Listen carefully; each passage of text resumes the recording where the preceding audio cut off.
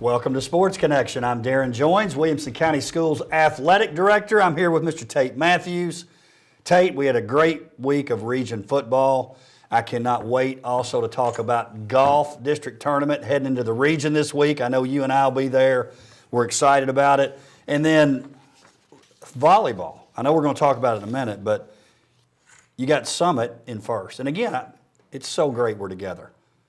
Summit being in first, that hadn't happened this late in the season much. Put us all together, they're in first, 8-3. Brentwood 7-3, and then we've got 3 teams with 4 losses. Franklin, Independence, Ravenwood. I love it.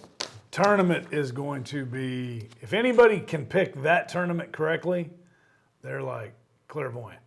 So you could go out on a limb and go, hey, my upset pick of the tournament is Nolensville, they've won three of the last 4 state titles, but they're my upset district pick. It's really stepping out on a limb there. It's exciting. It is. It is. It's going to be fun. Tate, let's do this. We're going to start with football, and we're going to start with the WCTV game of the week, and man, what a game it was. Independence drops a heartbreaker to Ravenwood, 16-14 at Independence. And we're going to start right off, Tate, with the WCTV play of the week. So here it is, 6.2 left in the game. Ravenwood with a 15-yard, 21-yard field goal attempt. And there they ice the kicker. The ice. Ice in the kicker. So here we go for the ball game. Ravenwood lines up for a 21-yard try from the 10-yard line. Straight up and down middle here. The full block will be on for these Eagles. Snap is back, kick is up, and that's dead right in the middle. Kick is up and good. 3.8 left. That's going to be 16-14. So for the moment, the Raptors come storming back in the fourth. Well, Drew Crabtree does what he's supposed to do. That's why he's there, to make kicks, and especially in pressure-packed situations, and that's what he does. 3.8 seconds left. Hey, this is what's crazy. One, he nails a 21-yard field goal. Coach Stidham tried to ice him, the old ice, the kicker technique. And which I'm all for, by the way. Of course, right? It's part of football. It's part of it. I mean, ice the guy. Ice the guy. Make him think about it. You know, and there's different schools of thoughts on that. But here's what blew my mind. I mean, Independence they've got such a great season going on. But the Oakland loss was one.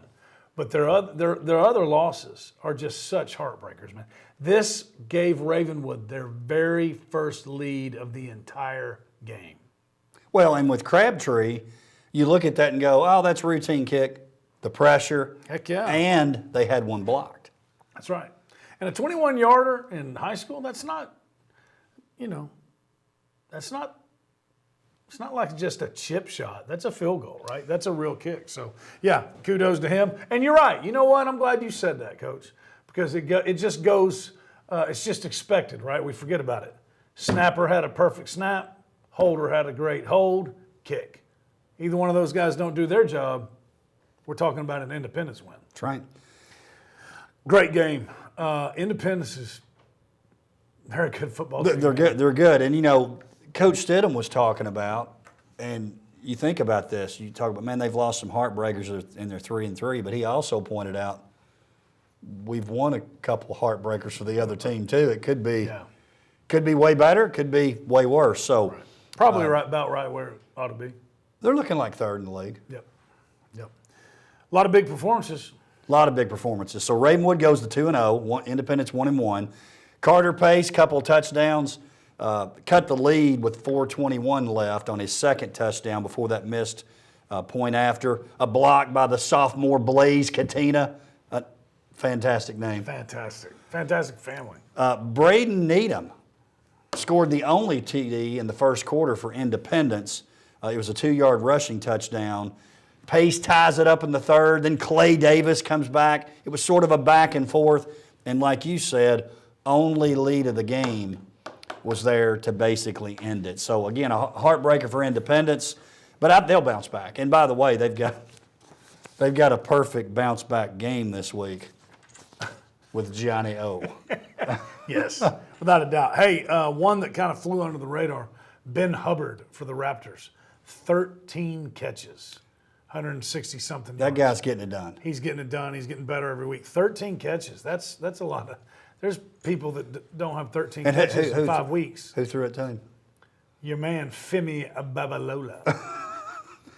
He's not giving that thing up. But I will say this: Coach Hester talks about it. He doesn't skirt around the issue. 4 turnovers Too many. again and a missed PAT. 4 turnovers in the Battle of the Wood equals an L. Or the Battle of the Woods, either one. Whichever one you call it. L's. I like how this Ravenwood Brentwood thing, what is the crescendo I was wondering if you were using it. That's great. on the build-up is going to be. DP would be impressed with your vocabulary. He would be. He would be. Another big-time game. I was actually at this one. Centennial 17, Nolensville 14. They both come in undefeated. Another late field goal, this time by Wells Stanley. It's a 20-yarder.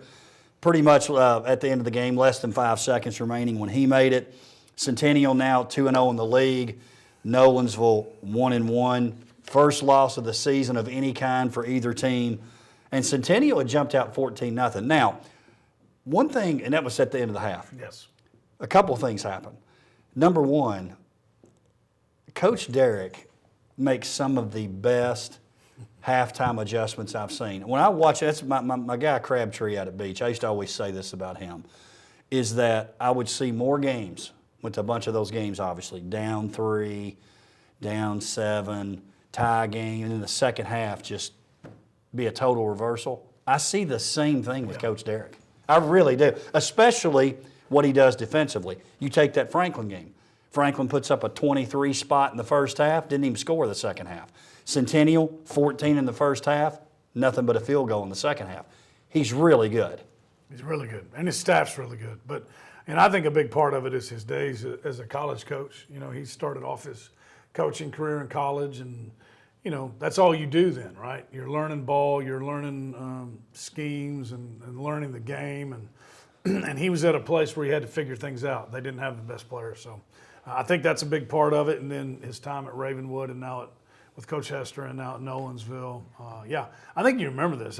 You know, when Coach Hester left, and some people were, I said, hey man, you might have gotten the best football guy anywhere in the county. Coach Derrick knows football. He does. Big play in that game, Nieves of Centennial with a pass to Kanai Johnson. And I'm talking, that was a college catch. You know what? I would love to have been on the headset. You're right, it was. And I was standing right there. It was so cool. You're talking about to get him down there to the field. Yes. So this is what I would have If loved. that goes OT, I'm telling you, I think Nolensville would have won. I think Centennial I think you think that. I think Centennial thinks that. I think Nolensville thinks that. But so there was so many great things I loved about it. But you're right. But it was tell of two halves. Centennial first half, Nolensville the second half. I would love to know what the thought process was on that play. But I'm willing to bet it was Coach Stewart saying, hey, our guy's better than their guy. Throw it to our best guy. He's going to make a play. I bet that's what that call was. He made a play. I mean, he really, you know, I saw in the media locally, they're saying, gosh, this could even be the catch of the year. It was unreal. Yeah. It really was. Six receptions, 100 yards for Johnson. That was obviously a big one. Nieves, good game, 12 of 17, 154 yards. Had a touchdown to Jaron Odie.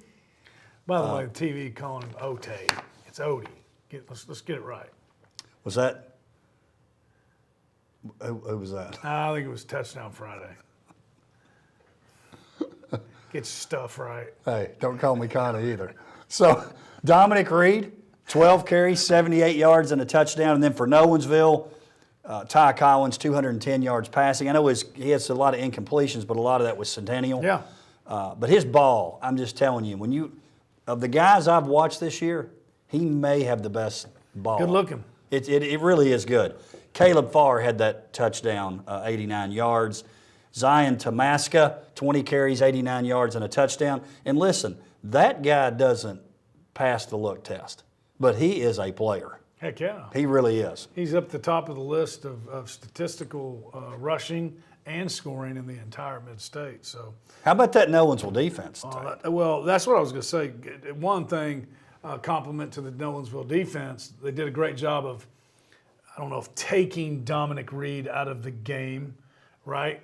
He had 78 yards on 12 carries and a touchdown, but they dang sure he wasn't the reason they got beat, right? They said, hey, he's not going to beat us. But so I think that's pretty scary on the Centennial side that we found somebody who found a way to kind of somewhat slow down Dom, and we still get beat because they've got other guys making plays. But I also think that goes to show you this Nolensville defense is a lot better than people thought. Rough half, as you mentioned, against Franklin. They come back out, shut them out in the next half. They come in and shut out Centennial in the second half outside of that field goal. So, and then your man Jackson Bandy was just all over the place, 13 tackles and a sack. Talk about somebody who does pass the look test. He's a good-looking football player. Carano with the sack for Nolensville on the defensive side too. Hey, if you look at those team stats, you might, if you just looked at that, you'd probably go, oh, Nolensville won. No. They had more first downs. They had more yards, 376 to 290. No turnovers, which Centennial didn't either. Penalties, only had 3. Centennial 8, which is an improvement. Right. They're getting better. They're getting more disciplined as the year goes along. And then time of possession right there. If you just time of possession blew my mind. I mean, you can't hardly get any more even than that. Don't you think if Coach Derrick would have looked at that before the game, number one, he'd be happy, and number two, he'd have said, we win. We win. Yeah. He would have said, what is it you call it, buying or selling? He'd have bought that. He'd have bought. But great game, and they could play again. Someone really good is going home really early. Yes. I think all 3 of them are Chattanooga caliber teams. All 3 of them. You know who's got the advantage? The team that finishes second. Oh, yeah. I'm just telling you they do. Because it's going to line up where one is supposed to play the other 2. Well, they're going to get beat by our 3. Right. So, you know what I'm saying? Yeah. Second is better. Second. Nobody's throwing.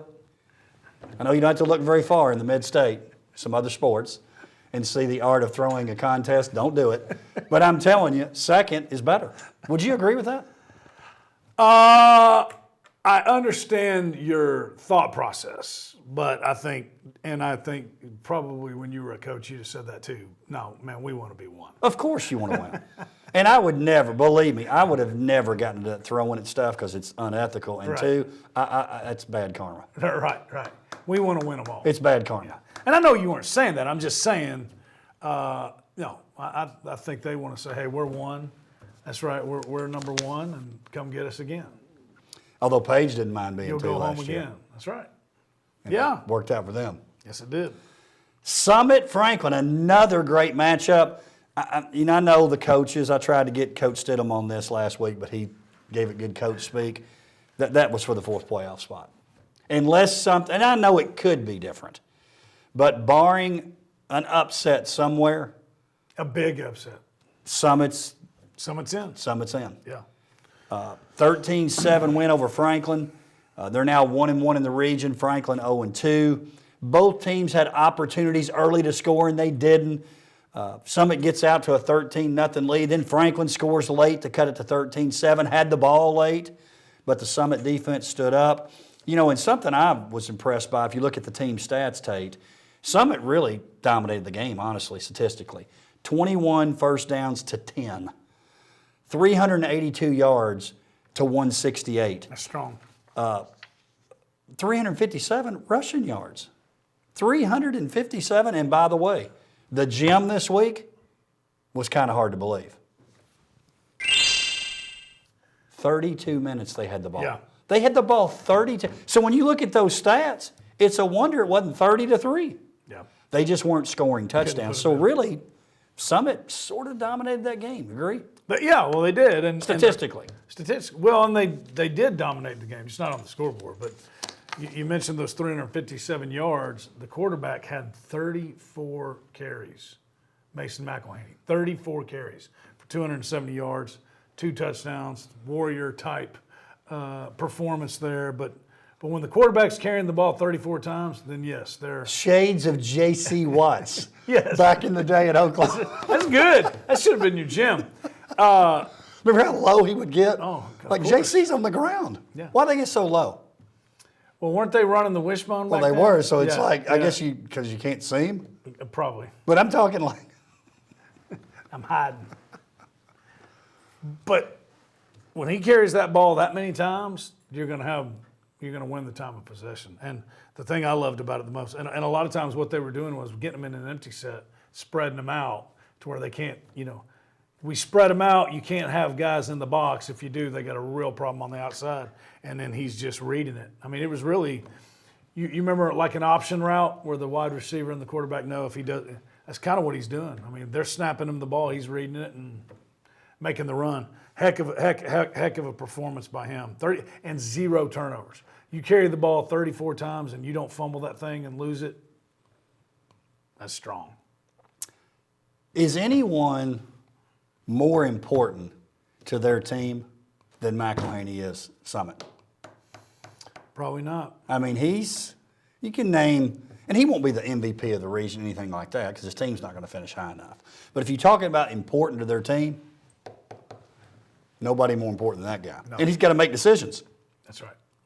in the offense that they're Played running. really So well. it's great. Franklin, same cast of characters, doing well. Brewer Wilson, 15 for 23. Touchdown pass to Luke Thompson. That one cut the lead to 13-7 at the beginning of the fourth quarter. Wills Jackson, your guy. 5 receptions, 62 yards. Thompson King, 10 tackles for the defense. Well, He had plenty of a lot of opportunities. opportunities. No, that's a great And job. you feel terrible for Franklin. Number one, what they've been going through, and then tell them what they've won, Johnny. Brentwood this week. Brentwood. It's and they've done a great job of every week showing back up, and that's the WCTV game of the week. And I'm telling you, Franklin will play well. I'm not saying they're going to win, but they'll play well. Yeah. They just can't quite It's get over tough. the hump right now. I can tell you this: they'll beat Overton. Yeah, oh, for sure. And they'll be in these other games too. There's some other games they're going to be in. Brentwood, 38-0 win over Overton. I was surprised it stayed that close that long. Baylor Hayes, another great game, 11 for 13, 122 yards. Here's what I like. 3 touchdowns to 3 different guys. Manning, Nelson, Mullis. They all scored touchdowns. And then Nelson on the ground was great. And that defense, Tate, I'm telling you, defense is good. It's legit. Their defense is legit, and their offensive line is legit. We know about these skill guys. They're doing a great job, too. That touchdown pass that Hayes made to Manning was really nice. They sprinted him out to the left. He came back in, broke off that route in the back of the end zone, hit him. Great catch by Manning. Great placement by Hayes. The poor DB, the call was great. The route was great. The throw was great. I don't know what that young man could have done about that. They've got a nice passing attack. And, hey, you mentioned Manning, Nelson, and Mullis with the touchdown passes. They got another guy by the name of Merrill. They got a lot of weapons. So, but, again, I think they're winning.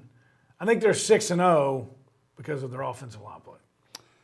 And how about the all-mob name? Oh, it's great. Johnny Silvestri. That's a great name.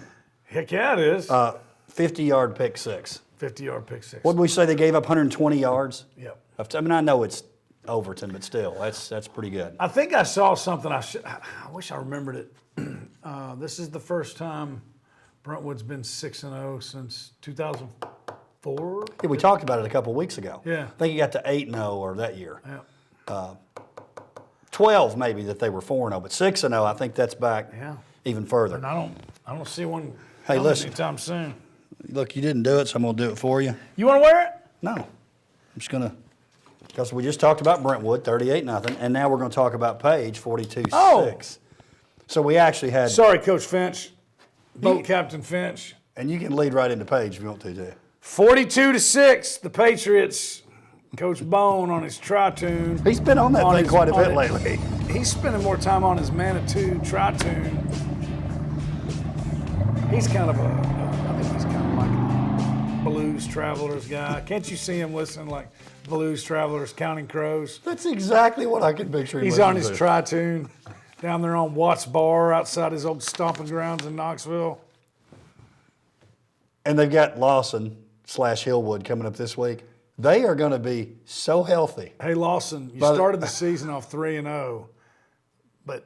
then you got into region play. Thanks for playing. Welcome to the real world. That's the prettiest looking home of a team getting thrashed I've ever seen. Are we talking about the Bellevue Theater dump? The Bellevue Shoney's dump? That was the first region game, by the way, for Page. It was.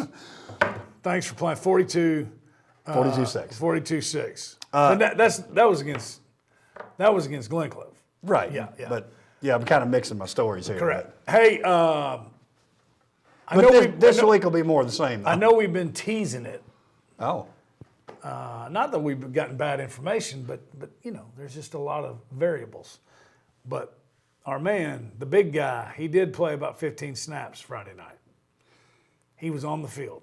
And Pitch count. if you think Page is even close to where they're going to be in 2 or 3 weeks, look out. Well, the thing that ought to scare everybody is, not naming any names so we don't get in trouble, but the last couple of weeks, they have been down to one starter on the offensive line. One. Which means those guys are getting good reps. Those guys are getting good reps, getting better, but also those guys are coming back. They're coming back. And we're winning. We're winning.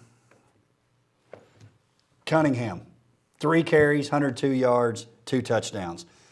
2 rushing touchdowns for Presley Cozart. There's a name you hadn't heard much. Yes. Weebush with a rushing touchdown, and then Caden Walker with the scoop and score. Defense also had a safety. 3 different guys on the 6 touchdowns. Yeah. Well, they got a lot of guys that can make plays. I mean, they're I think they might have more weapons than anybody, probably. It's shades of Nolensville's offense last year. Correct. And Page too now. Got a lot They had a of guys bunch last year too. I'm high on the Patriots, as you know. And it should be. Hey, maybe, I'm not saying, I'm not forecasting, but maybe they deserve a game day. I'd be in favor of that. As long as we can bring that Patriot. I mean, last time we were there, it was epic. It was epic. We gotta bring that Patriot back. That guy brought the juice. I mean, problem is, On the edge. there's no doubt who gets the brought the juice T-shirt. That guy brought the juice. He brought the juicer. Can you bring a big enough shirt though they can get that over that head? We got to do that in the back. He'll have to put that on afterwards. That was a great game day, by the way. It was great. Fairview 24, Creekwood 7. Trayvon Murray, a name we hadn't really called a lot. 17 carries, 146 yards for Fairview. Jax McCoy, Mr. Efficiency, 6 completions, but 2 of them are touchdowns, both to Caden Lee. Wendell Billingsley, 33 yards rushing, 9 tackles. Hey, here's what I thought was cool too. Billingsley, we're actually calling him a little bit less in terms of total. That means other guys are stepping up. Now, don't get me wrong. When they're playing one of those region, man, and they got to beat somebody like White House Heritage or somebody like that at the end or whomever they've got to beat, he'll have more. White House Heritage? Well, You talking about the Sad Sam's dump? It's a good one. Hey, well, I'll tell you what it is. It's the emergence of Trayvon Murray. it certainly was. That's where those carries are going. They're starting to figure it out. They were so young. They're starting to figure it out. Hey, this Trayvon Murray kid, we can trust him. We can give him the ball. What does that mean? We can rest Billings a little bit on offense and have him play more. You remember at the beginning of the year we were talking about he's getting 24 carries and then having 17 tackles on defense. That's a lot of snaps to go 10 games. So that's what it is. They're starting to figure it out. Jax is, again, he's a sophomore. He's starting to get his identity in offense. They're getting better. Hey, and a long time coming. I give Coach Jones, Ricky Jones, the AD out there, and Mr. Butler, the principal, they have a Hall of Fame now. It's awesome. Which they should. They've been a school forever. They honored their first Hall of Fame class. I do want to mention these names. This will be a blast from the past for some people. Marvin Robinson, Wilburn Kelly, Troy Sands, Joe Huggins, Tim Lampley, Corey Bledsoe, legendary family out there. Donna Nutt, Olivia Walter, Ben Wilshire, Sally Meadows, Eugene Pack, Danny Green, and the 1979 football team. I love that they did that. I do too. I love Halls of Fame, and I love all this stuff. Yes. Very good. And Fairview's still a community. I mean, that meant a lot to those people. You think there weren't people down at the coffee shop talking about who did and didn't get in? And I can't you believe. believe? I cannot believe. That's what makes it fun, though. Oh, it's great. Debate. Hey, really quick on volleyball, I want to mention this too. We talked about how it's tightening up. Summit 8-3, Brentwood only 3 losses, but 7 wins, so they're technically in second on the win side. And then Franklin, Indy, Ravenwood all with 4 losses. There was a big one last week. Summit defeats Independence 3-1. Border battle at Independence. It was a great crowd. And then Ravenwood defeating Franklin, because you remember last week, Franklin was in first. That's right. But Ravenwood comes up with that big win, 3-1. Hey, what about my guy? I know you know I love him. My man, Coach Burgoyne. They've already clinched the district, which what they do in soccer. You know, you can argue it both ways, but they're now in the region because they say the soccer coaches have decided if you win the league, you make it. And I sort of get it because I don't think you should do it in basketball, but I get it in baseball with pitching, and I get it in soccer because it seems like in soccer, maybe more than the other sports, you can really dominate, but your goalkeeper does a good job, and then somebody else, they have one good shot on goal and they get it. Right. I sort of get it in soccer. You? Yeah, no, I agree. I like it in baseball and I like it in soccer. I think it should be. Some sports are basketball's not. That's a tournament sport. Too many things can happen. But yes, I think if you can do what they're doing in the regular season, yes. 6-1 win over Summit. Again, they remain unbeaten. They're 7-0-1 on the season. Olivia Simpson with a hat trick. That's 3 goals. Yes. Other goals, Annie Simpson, Mia Hassan, Georgia Shields. And here's what, because you might go, well, maybe Summit's not any good. They had a 6-match unbeaten streak. Yeah. And they just got rolled. Mia Hassan has been on fire. She's really good. Past few weeks. It's just so ironic with this team because everybody said we were building to last year's team and then this one. They're ready. This may be the one. And if you can roll through our league, it's going to take somebody really good to beat them. And the defense. Defense is great. Lights out. 4 goals all year. That's strong. That could have been the gym. 4 goals all year. That means some clean sheets. That means if they've played 8 matches, every other game you score. Every other match you score. Right.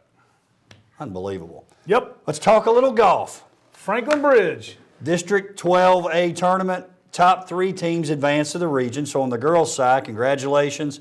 Paige was the champion, 148. Again, it's low score. You got half of your prediction right. Ravenwood, runner-up. Mr. September. Mr. September on that girls' side. He's creeping around. Getting ready. But only 3-shot difference. Summit in third. It was a pretty distant third at 180. On the boys' side, you got Franklin third. Yep. So they all advance. All those guys do. Paige is a runner-up. You're right. I picked Paige, but Brentwood. Brentwood's tough. 278. They can still win the region, though. And you have to. You got to win the region to move on as a team. So we'll see what happens. The girls' individual side, I thought this was cool. It was a playoff to decide the champion. It was a junior, Paige, Gabby Diaz. She wins in the playoff. It was a sophomore, Brooke Bennett, Paige.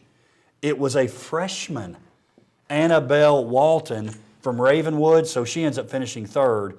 And the thing that was kind of cool about this, actually Walton was second, my bad. Walton second. Don't at me, Coach Craig. Walton was runner-up, and here's what was cool. Last year in the region, Bennett and Diaz, teammates, they have a playoff to see who's going to make it to state, and Bennett wins. Well, that's what I was. Great job by Walton. I think most people probably had Bennett, and here she is. I mean, she still got a chance, but right. But I think most people had her as the favorite going into it, right? I think so, yes. That's how tight that. On the boys' side, Franklin sophomore Jackson Lively won with a 66. Brentwood, Sam Johnson a 68, Graham O'Neill a 68. And just to remind people, it's teams and top 5 individuals that advance. So if you look at the top 5, so on the girls' side, if you're not on Paige and you're not on Ravenwood or you're not on Summit, it's the top 5 scores. On the boys' side, if you're not Brentwood, if you're not Paige, if you're not Franklin, top 5 scores. So on the girls' side, Rika Arnett, Nolensville makes it. Isabel McCutcheon, Centennial makes it. Emery Goodson from Franklin. Achina Cantrell, Independence, Skylar Calloway from Brentwood. On the boys' side, Jeb Blackburn, Independence, Charles McIntyre, Summit, Ben Blackburn, Independence, keep it in the family. Final 2 spots, it was down to Luke Beatles, Heath Stout, and they both make it, and Drake Anderson from Centennial, Heartbreak Hotel, he doesn't make it. So 75, again, I talk about this a lot in golf. The top 3 teams, so that's a ton of good golfers. And then the top 5, and you've got a playoff for the last score, and it's a 75? And that's in the district tournament. That's a tough pill to If swallow. anybody wants to complain about the setup in the golf people have the most right to complain. I agree. Hey, you want to do some pick'em? You want to throw the Golf pick'ems? Yeah, you want to put the pick'ems golf in there? It would only be as a courtesy, but not as a count. It would not count. Just for funsies. It would be for funsies. Well, okay. Who you got on the boys? To win it? Yep. Paige. All right, I'm going Brentwood. Okay. On the girls, I'm going, I think it's Paige, but I don't really want to pick against Coach Craig. And this is his time of year. Because he may be the only golf coach watching this. It is September. Then we can't pick against him then. I'm going Ravenwood. Okay. I think both the runner-ups. I think the runner-up in girls gets the win, and I think Brentwood holds true and gets it. And I can tell you this, whichever teams win are going to have a great shot at the state tournament. I like this Brentwood boys team. They're good. Yeah. I probably underestimated them a little. Plus, they got my man Purifoy out there. Multi-sport athlete. Dang right. All right, Tate, I know this is going to be kind of a sore spot for you, but we have to go over pick'ems. Last week, there was one undefeated picker, 6-0. Great job. The fans were 5-1. They missed the Franklin Summit game, just like you and Dr. Qualls did. Yep. So you went 5-1, which was a great week. Dr. Qualls went 4-2. You know the other game he missed? Indy. No, Ravenwood. He picked Creekwood. Oh, he did? He's not doing his homework. So you and Dr. Qualls are tied for third, 35-8. The fans are 36-7. I'm 39-4, and I'm not getting the big head. And by the way, fans, keep voting. The fans are in striking distance. They are.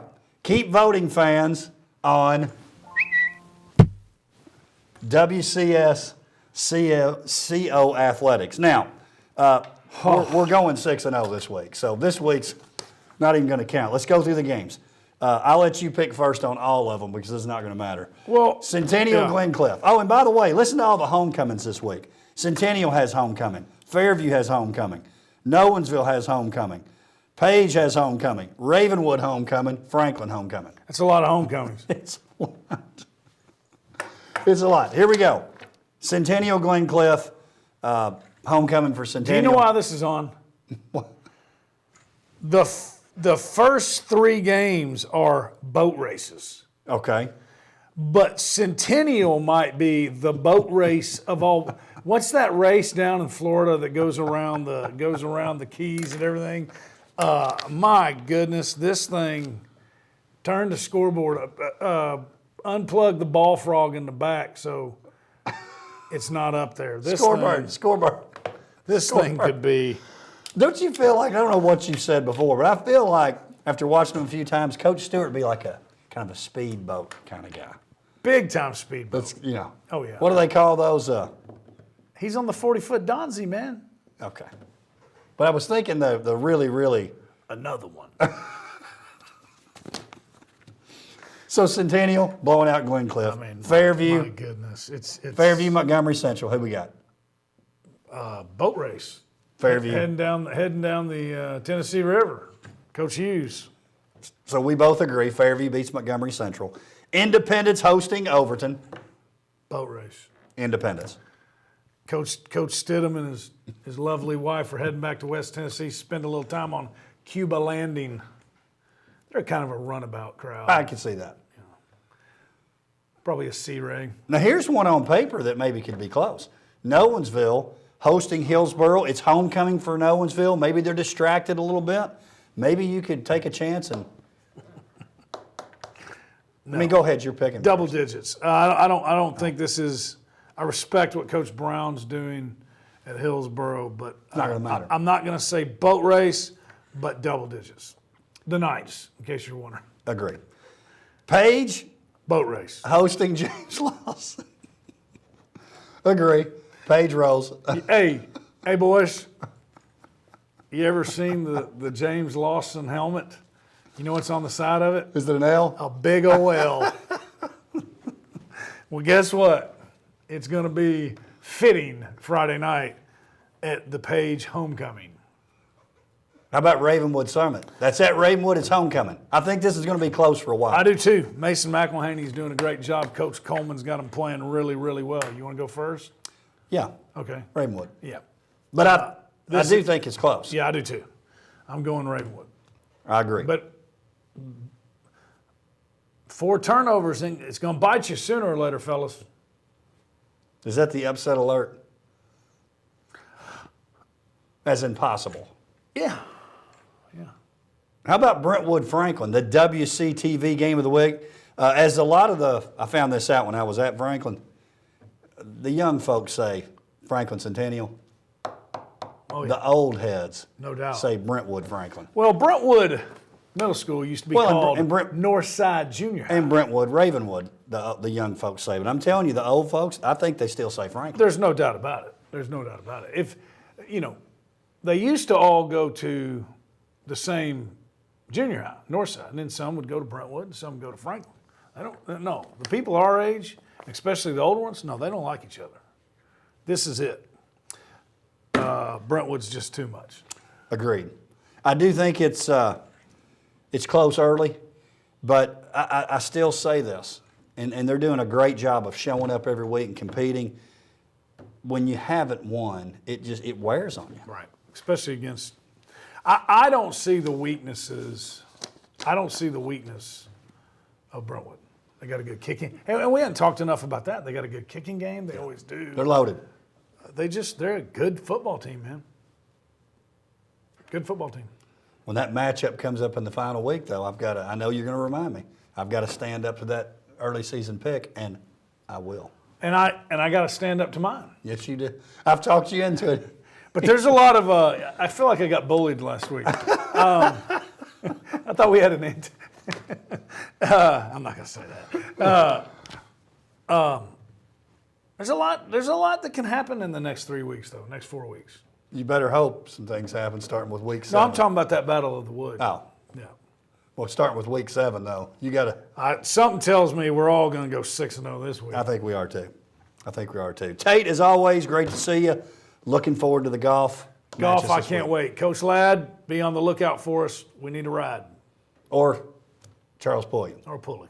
Who? Charlie. Looking forward to it. With his 75 pounds. You like to read about Navy SEALs and all the gear. They're carrying about 60 pounds of gear when they go on a mission. Pulliam's carrying about 60 pounds of cameras and running.